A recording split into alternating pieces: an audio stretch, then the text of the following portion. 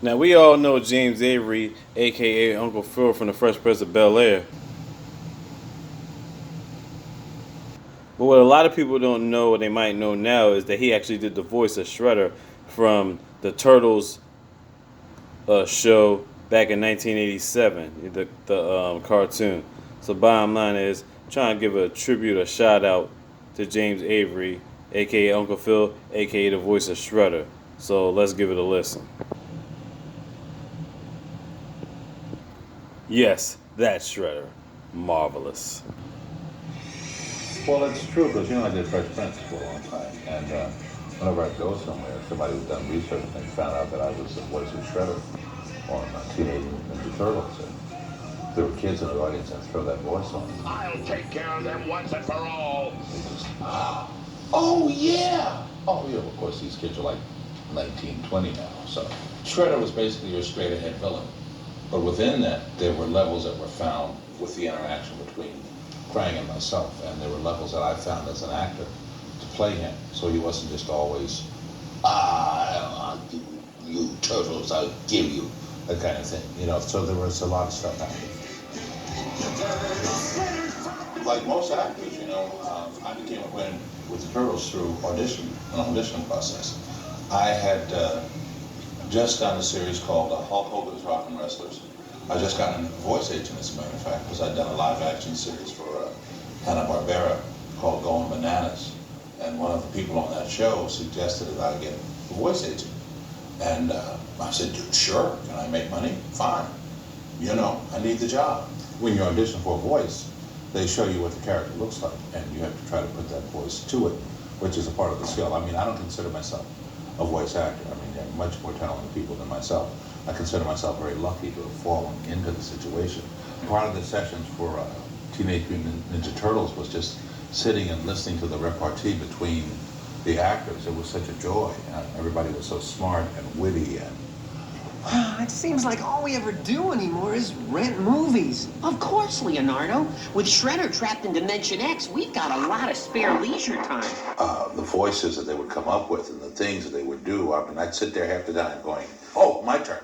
Oh, I feel so hard-boiled in these trench coats. I know I'm going to sound like a Pollyanna or whatever, but I can't explain to you what fun it was. It was like the old days. It was like, old radio theater.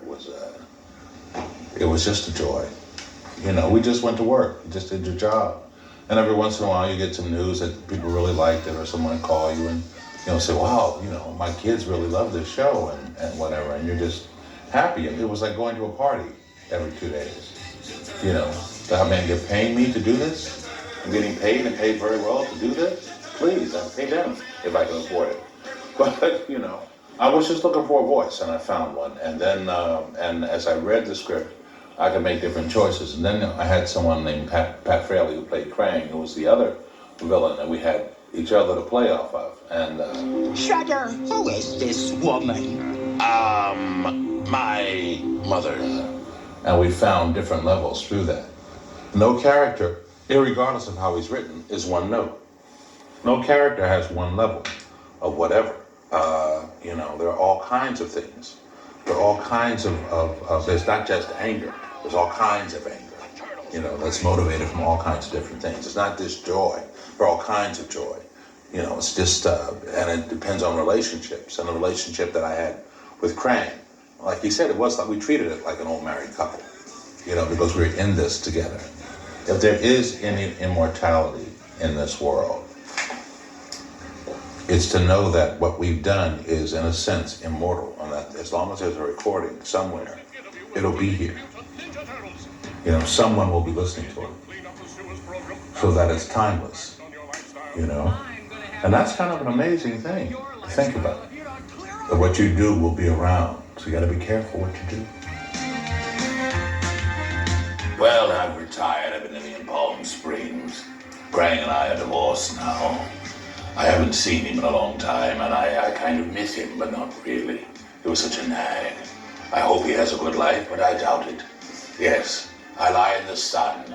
I count my money, and I play with the lizards in the desert.